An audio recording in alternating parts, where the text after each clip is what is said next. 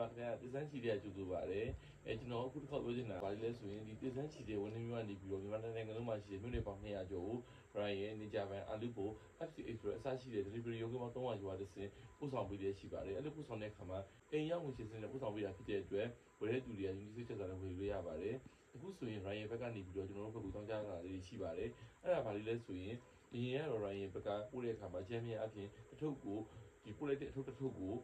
ခွင်းအားဖြင့်ဝင်90လောက်ပို့လို့ရပါတယ်အဆင်ပြေခဲ့ပါတယ်အခုဆိုရင်ဒီဖြစ်ပေါ်နေတဲ့ခက်ခဲတွေကြောင့်သုံးစီနဲ့ရှော့စီခက်ခဲတွေကြောင့်ဒီသူတို့ရဲ့ပို့ဆောင်ရေးအခက်အခဲရှိတယ်လို့သိရပါတယ်ဒါကြောင့်သူတို့ဆိုရင်အခုနောက်ပိုင်းဆိုတာဘယ်ရက်လဲဆိုရင်ဒီ2026ခုနှစ်မတ်လ22ရက်နေ့နောက်ပိုင်းစပြီးတော့ပို့လိုက်တဲ့အခါတိုင်းမှာဆိုရင်တစ်ထုပ်ကိုတဲ့ 5kg ချက်ပို့လို့မရတော့ပါဘူးတဲ့ 5kg ဆိုဒီမှာဘယ်လောက်နဲ့ညီရလဲဆိုရင်အကြမ်းဖျင်းအပြင်ဒီပစိုးလို့ဆိုရင်ကွင်း20နဲ့15ကွင်းကြားလောက်ဖြစ်ပါတယ်ဘာလို့ကြားလို့ပြောလဲဆိုတော့ဒီဝယ်လိုက်တဲ့ customer ဝယ်လိုက်တဲ့ရှီမှုစားပုံမူတည်ပြီးတော့ပါဝင်တဲ့ရှီနှုံးနဲ့ရလုပ်ထားတဲ့ရှီပင်ရေးပုံမူတည်ပြီးတော့အဝိရှီပြောင်းလဲရှိတာဖြစ်တဲ့အတွက်ချမ်းမြေအဖြစ်တော့90အောက်လို့မှတ်လို့ရပါတယ်ဒါကြောင့် customer တွေကျွန်တော်တို့စီဝယ်တဲ့အခါမှာကျွန်တော်တို့ဒီတစ်ထုပ်တစ်ထုပ်ကို90ပတ်ဝန်းကျင်ပဲထည့်ရတာဖြစ်တဲ့အတွက်90ဆိုရင်လည်းသုံးလောက်ခွဲပြီးထည့်ရမယ့်အစီအစဉ်တွေဖြစ်လာပါပြီ customer တွေလည်းဒါစိတ်ထဲမှာအရင် satisfaction မှာတော့မဟုတ်ပါဘူး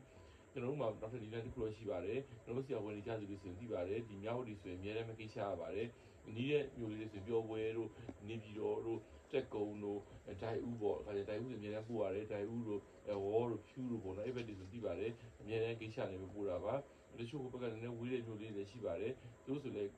ကားကိန်းတွေပဲချပြီးတယ်ခါကျပခုတ်ကူဆိုလည်းကိစ္စရပါတယ်ကိစ္စနေကြသူကတော့သိပါတယ်ကျွန်တော်တို့ယုံလို့ကိစ္စနေကြဆိုတချို့ကျတော့အခုမှစောင့်မှဖြစ်တဲ့အတွက်ကိစ္စတာကိုစိတ်ထဲမှာအရင်ကြီးတော့နှိမ့်လို့ပေါ်ရမရှိမှလည်းသိပါတယ်အဲ့ဒါဆိုရင်တော့အစမ်းအနေနဲ့အရင်ဆုံးအရင်မူစီစနေအရင်ဆုံးဝယ်ယူလိုက်ပါနောက်ပိုင်းဝယ်ယူလို့ဆင်ပြေသွားတယ်ဆိုရင်တော့ကိစ္စနဲ့ကတော့ပို့ပြီးတော့အဆင်ပြေမယ်လို့ယူဆရပါတယ်ခင်ဗျာအရင်မူစီစနေပဲကြိုက်တယ်ကိုကဒီပိုင်းလေးပဲဝယ်တာကိုဖို့တယ်ပဲဆိုရင်ဒါအဆင်ပြေပါသေးတယ်ညောင်မဲ့သူတွေတော့ကကြတော့တစ်ထုပ်တစ်ထုပ်ကိုအနည်းဆုံးခွင့်100 150 200ယူကြတာဖြစ်တဲ့အတွက်လက်ရှိအနေထားမှာဆိုကျွန်တော်တို့ကလုံးလေးလုံးနဲ့ပို့တာအဆင်ပြေပါသေးတယ်အခုနောက်ပိုင်းမှာဆိုရင်တထုပ်မှ20ဆိုရင်ဝယ်90ဆိုရင်3လောက်ပို့ရတဲ့အနေအထားဖြစ်လာပြီဆိုတော့အထုပ်ရည်ရမ်းများစွာဖြစ်တဲ့အတွက်သူတို့မှပြန်အောင်တဲ့အခါမှာလည်းသူတို့မှဒီချက်တွေပို့တက်လာမှာပေါ့နော်ဒါတွေကိုလည်းတွေးပြီးပါတယ်ဒါကြောင့်အခုလိုမျိုးလာပြောပြတာဖြစ်ပါတယ်ဒါဝယ်တဲ့သူတွေကတော့ option ရှိပါတယ်ဒီအရင်က system ကိုပဲသုံးမလားဒီကားကိကနေပြီးတော့ဂိတ်ရှာပဲသုံးမလားပေါ့ကားကိမှာဂိတ်ရှာတယ်ဆိုရင်တော့ကားကိ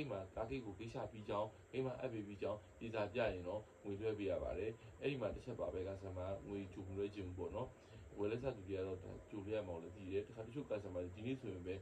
ပြောဝယ်ပို့တဲ့အခါမှာကဆမ်မာငွေကိုလွှဲပြီးနေပြီကျွန်တော်ကမန်နေဂျာမအားသေးတော့သူကောင်းပြပါမလားစိ